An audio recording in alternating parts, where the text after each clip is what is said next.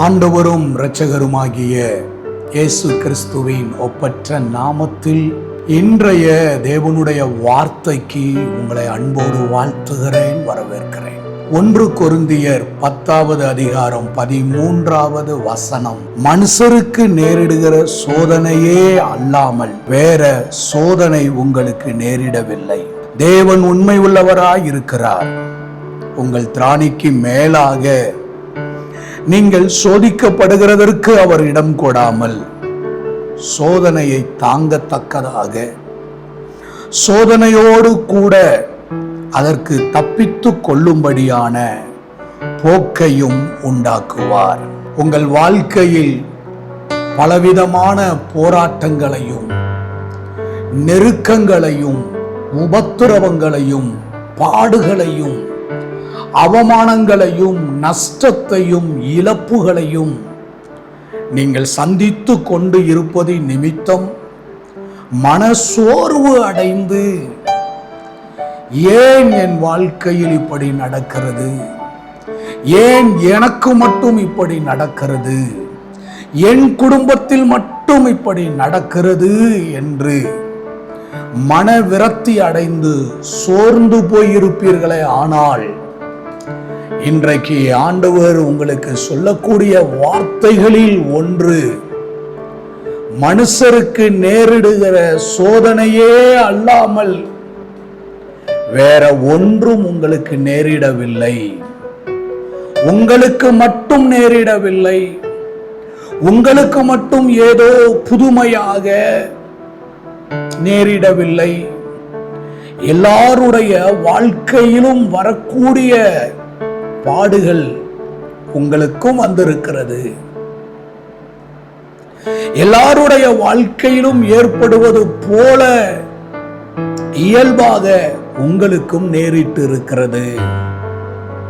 ஆனால் ஆண்டவர் சொல்லக்கூடிய வார்த்தை என்னவென்றால், நீங்கள் தேவனை ஆராதிக்கிறவர்களாக, தேவனுடைய வார்த்தையின் மேலும் தேவ பிரசன்னத்தின் மேலும் விசுவாசம் உள்ளவர்களாக நீங்கள் இருப்பதினாலே ஆண்டவர் அதற்கு உங்களை ஒப்பு கொடுத்து விடாமல் அதிலிருந்து உங்களை விடுதலையாக்குவேன், அதிலிருந்து உங்களை தப்புவிப்பேன், அதை தாங்குகிறதற்கான பலனை நான் கொடுப்பேன் என்று சொல்லி ஆண்டவர் சொல்லுகிறார்.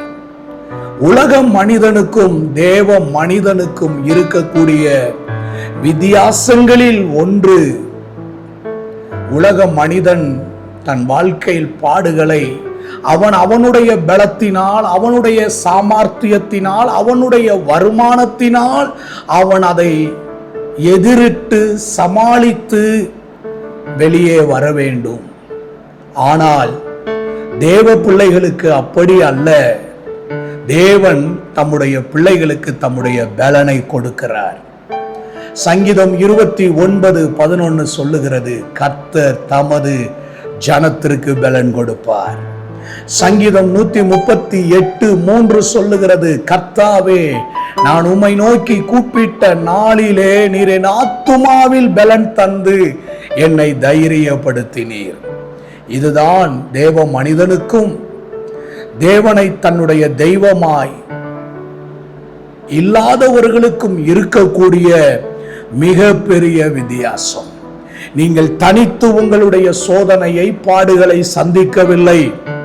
நீங்கள் சோதனையை சந்திக்கும் பொழுதே, பாடுகளை சந்திக்கும் பொழுதே தேவன் தன்னுடைய பலனை உங்களுக்கு கொடுத்து, தன்னுடைய சத்துவத்தை உங்களுக்கு கொடுத்து, அதிலிருந்து உங்களை வெளியே வரவும், அதை நீங்கள் மேற்கொண்டு ஜெயமுள்ள வாழ்க்கை வாழவும் ஆண்டவர் சுத்தமுள்ளவராயிருக்கிறார்.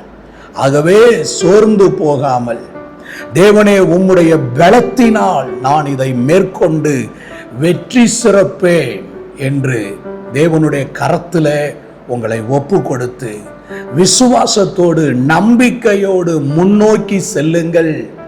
தேவ கிருபை உங்களோடு இருப்பதாக. அன்பின் நல்ல ஆண்டவரே, இந்த நாளில் நீர் எங்களுக்கு வெளிப்படுத்தின உம்முடைய விலையேற பெற்ற சத்தியத்திற்காக ஸ்தோத்திரம். மனுஷருக்கு நேரிடுகிற சோதனையே அல்லாமல் வேற ஒன்று எங்களுக்கு நேரிடவில்லை.